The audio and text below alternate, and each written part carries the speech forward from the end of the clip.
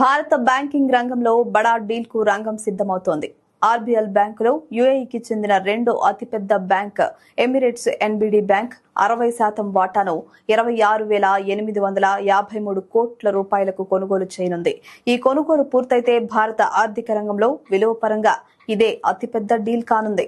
అంతేకాదు దేశీయ ఆర్థిక సేవల రంగంలో భారీ విదేశీ ప్రత్యక్ష పెట్టుబడికి కూడా ఇదే అవుతుంది.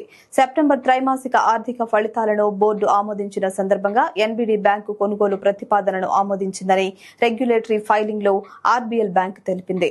₹10 ముఖ విలువతో కలిగిన ఒక్కో షేరును ₹280 ధరతో మొత్తం 95.90 కోట్ల షేర్లను ప్రిఫరెన్షియల్ ఇష్యూ ప్రాతిపదికన 60% వాటాను 26,853 కోట్ల రూపాయలకు ఎన్బిడికి కేటాయించేందుకు శనివారం బోర్డు ఆమోదం తెలిపిందని పేర్కొంది.